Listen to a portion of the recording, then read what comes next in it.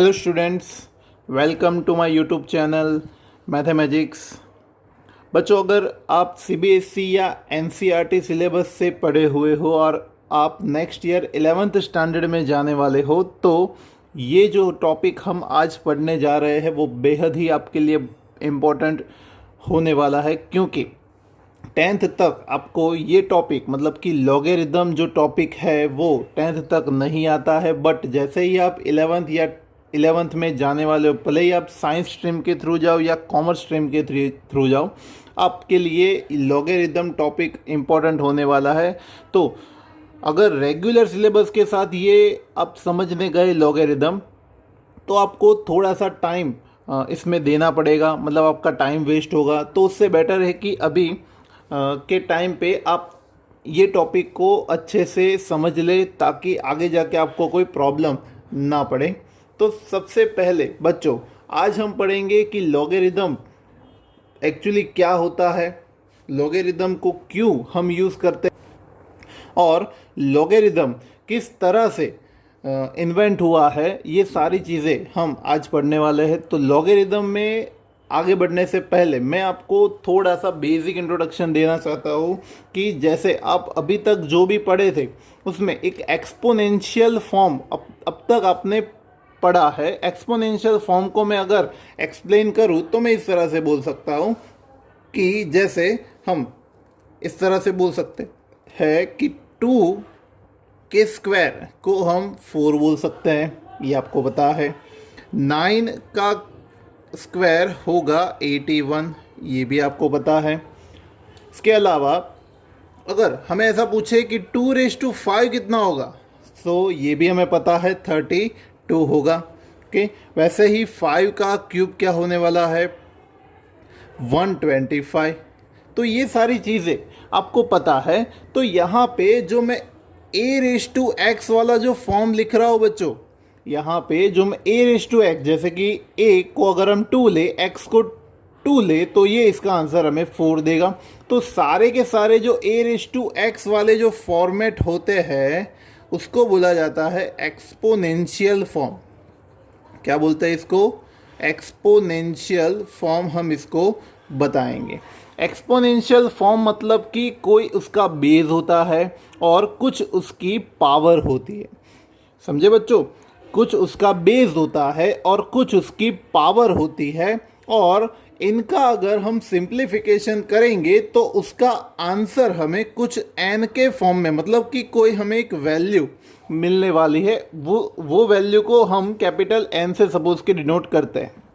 Okay बच्चों, तो सबसे पहले मैं आपको बता दूं, हम समझे हैं अभी तक एक्सपोनेंशियल फॉर्म। एक्सपोनेंशियल फॉर्म का मतलब ये होता है कि कोई उसका बेस होता है और कुछ उसकी पावर होती है, और ये बेस और उसकी पावर मिलके कुछ एक नंबर बनाते हैं, जो नंबर को हम कैपिटल N से डिनोट कर रहे हैं। अब हमें ये पता है कि 5 की 2 पावर अगर लेंगे तो वो 25 ही होने वाली है, ये हमें पता है।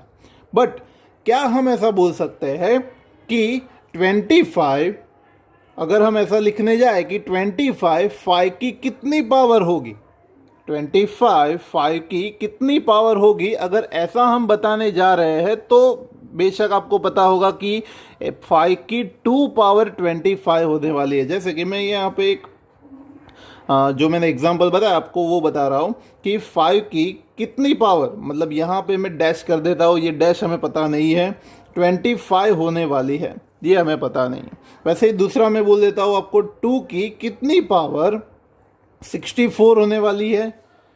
तो ये आप ये जो ब्लैंक है वो जगह पे आप कुछ डिजिट डाल सकते हो क्या?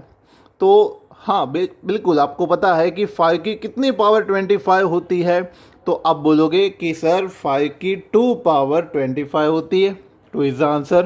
बट 2 की कितनी पावर 64 होती है बच्चों?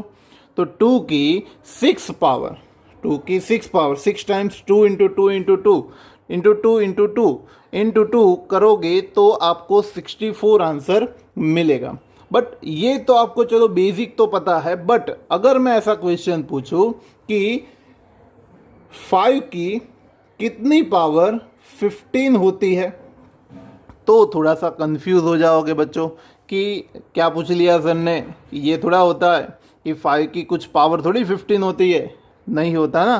तो ऐसा अगर फाइंड करना है कि 5 की कितनी पावर 15 होती है, तो ये पावर मतलब कि ये जो x है इसको अगर मैं a बोल रहा हूँ, इसको x बोल रहा हूँ और इसको n बोल रहा हूँ अगर मैं, तो x की वैल्यू फाइंड करने के लिए लॉगरिदम डिफाइन किए गए हैं।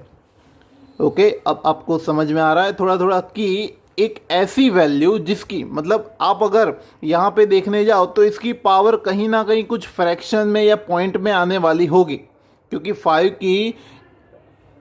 5 की इंटीजर पावर तो 15 होगी ही नहीं, ये आपको पता है। 5 की, जैसे कि आपको पता है कि 5 की 1 पावर तो 5 होगी, 5 की 2 पावर तो 25 होगी।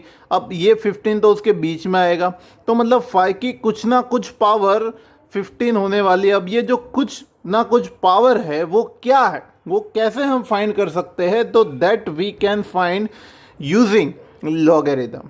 अब थोड़ा सा आपको आइडिया मिला होगा। जैसे कि एक दूसरा मैं आपको एग्जांपल दे रहा हूँ, जैसे कि सपोज कि मैं 1000 लिख रहा हूँ और लिख रहा हूँ मैं 10 की हाउ मच पावर इज 1000, 10 की कितनी पावर 1000 होगी, ये हमें पता होगा कि 10 की 3 पावर 1000 होगी। बट यही चीज़ मैं आपको ऐसे बोलूँ कि 2000 10 की कितनी पावर के इक्वल होगा, तो ये पॉसिबल नहीं होगा, बिकॉज 10 की 3 पावर तो 1000 होगा, 10 की 4 पावर अगर लेने जाएंगे तो वो 10,000 हो जाएगा, 2000 तो बीच में कहीं पे आएगा ही नहीं। तो ये सारी जो चीज़ होती है, ये सारी वैल्यूज़ मतलब कि पावर फाइंड करने के लिए लॉगरिदम डिफाइन किए हुए है। ठीक है, तो हमने अभी तक ये समझा कि लॉगरिदम क्यों डिफाइन किया गया है। तो जिसकी बेस की कुछ ऐसी फ्रैक्शन वाली या पॉइंट वाली पावर होती है, वो फाइंड करने के लिए लॉगरिदम डिफाइन किया गया है। अब लॉगरिदम को समझने से पहले मैं एक बात आपको ये समझाऊं कि लॉगरिदम को लिखते कैसे हैं। तो सबसे पहले लॉगरिदम हर बार पूरा ये सेंटेंस, ये जो वर्ड है पूरा लिखना नहीं होता है, लॉगरिदम पूरा नहीं लिखना होता है, आपको लिखना होता है ओनली लॉग, LOG, लॉग लिखना होता है। उसके साथ कुछ n, मतलब कि ये लॉग की कुछ वैल्यू लिखनी होती है। और यहाँ पे बीच में मैंने थोड़ी सी जगह रखी है, क्योंकि यहाँ पे जो जगह है उसके बीच मतलब कि नीचे जैसे सफिक्स हम लिखते थे वैसे ही यहाँ पे बेस लिखना होता है a। Okay, is equal to यहाँ पे होता है x, मतलब log n base a is equal to x। अब ये कहाँ से आया वो मैं आपको पूरा डिफाइन करके बताऊंगा, पूरा मैं डिराइव करके बताऊंगा कि ये कहाँ से आया। लेकिन उसके पहले हमें बहुत सारी चीज़ें सीखनी है। सबसे पहले आप ये समझ लो कि log को लिखते कैसे हैं।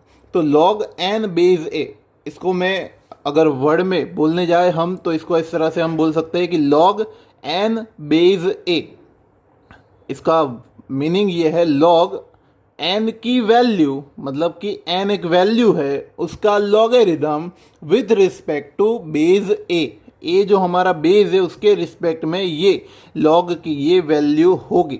अब उसका ये जो पूरा आंसर होगा वो आंसर हमारे पास लॉगरिदमिक टेबल होते हैं। एक्चुअली 2 टाइप्स ऑफ टेबल्स हमारे पास होते हैं, एक लॉगरिदमिक टेबल्स होते हैं और दूसरे एंटी लॉगरिदमिक टेबल्स होते हैं। तो लॉगरिदमिक टेबल के ऊपर से हम ये लॉग की वैल्यू फाइंड कर सकते हैं जो कि हमारा x का आंसर मिलेगा।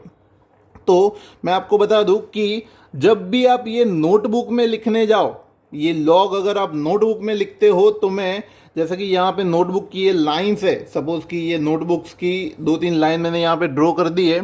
तो आपको लॉगरिदम लिखना कैसे है, तो एक लाइन में आप ऐसे लॉग लिखोगे, फिर लॉग की वैल्यू और बेस उसके नीचे इस तरह से रहेगा, तो पढ़ने में भी इजी रहेगा और आपको समझने में भी इजी रहेगा। तो इसी तरह से आप नोटबुक में लॉग को राइट करोगे। ओके, अब लॉग के कुछ रूल्स मैं आपको बताता हूँ। एक्चुअली ये इसकी प्रॉपर्टीज़ ही है, बट ये दो जो प्रॉपर्टी है वो अभी मैं आपको बता देता हूँ, क्योंकि प्रॉपर्टीज़ हम नेक्स्ट लेक्चर में करने वाले हैं। प्रॉपर्टीज हम नेक्स्ट लेक्चर में करेंगे, लेकिन ये दो प्रॉपर्टी हमें समझना बहुत ही इंपॉर्टेंट है, क्योंकि तो ही हम इसका मतलब समझ पाएंगे। सबसे पहली प्रॉपर्टी लॉग की ये है कि लॉग जो होता है, लॉग में अगर ये और ये मतलब कि लॉग की वैल्यू और लॉग का बेस अगर दोनों सेम है बच्चों, लॉग में अगर ये वैल्यू मतलब लॉग की जो वैल्यू है वो और लॉग का जो बेस है वो दोनों अगर सेम होते हैं तो वो लॉग की वैल्यू होती है 1। ये लॉग की वैल्यू आपको लेनी है 1। ये प्रॉपर्टीज मैं नेक्स्ट लेक्चर में करवाऊंगा, बट मैं अभी इसलिए करवा रहा हूँ ताकि ये जो फॉर्मूला डिराइव करना है उसके लिए हमारा थोड़ा सा इजी रहे, इसलिए। दूसरी इसकी प्रॉपर्टी ये है कि लॉग में सपोज कि हम x⁻y पावर ले रहे हैं। लॉग में जो वैल्यू है मतलब कि जो a वैल्यू उसकी जगह पे x⁻y पावर ले रहे हैं और बेस हमारा a ले रहे हैं। बेस क्या है a और वैल्यू की प्लेस पे क्या है x⁻y पावर। तो अगर लॉगरिदम में कुछ पावर वाली वैल्यू आती है तो उसका रूल ये है कि ये पावर को मतलब कि जो y पावर है वो आगे मल्टीप्लिकेशन में लॉग के साथ आगे मल्टीप्लिकेशन में आप लिख सकते हो, मतलब कि y लॉग रहेगा x और उसके बेस में आएगा a। तो मतलब y जो पावर में था वो चला जाएगा आगे मल्टीप्लिकेशन में, तो y आगे मल्टीप्लिकेशन में चला जाएगा और बचेगा आपके पास log x बेस a। ठीक है, ये दो प्रॉपर्टी अभी हमें याद रखनी है। अब देखिए बच्चों कि जैसे इसको मैं अभी दिखाने जाऊं कि ये फॉर्मूला किस तरह से डिराइव हुआ है, तो a⁻x n है हमारे पास, a⁻x n है हमारे पास। अब मतलब कि हमें x फाइंड करना है इसमें से। जैसे कि हमने यहाँ पे समझा कि 5 की कितनी पावर 15 होती है, तो हमें x नहीं पता था ना। तो अगर हम x को सब्जेक्ट बनाना चाहते हैं तो हमें दोनों बाजू मतलब कि ये left hand side and right hand side हमें लॉगरिदम लेना पड़ेगा, taking logarithm on both side with the base a।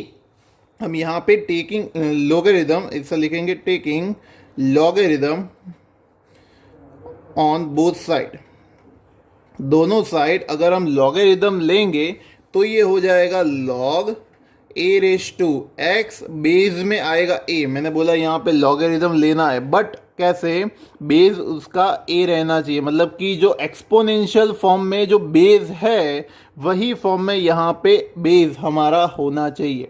और दूसरी बात कि इस साइड अगर मतलब कि n के साइड अगर हम लॉगरिदम लेंगे तो log आएगा हमारा n बेस आएगा a। समझे बच्चों?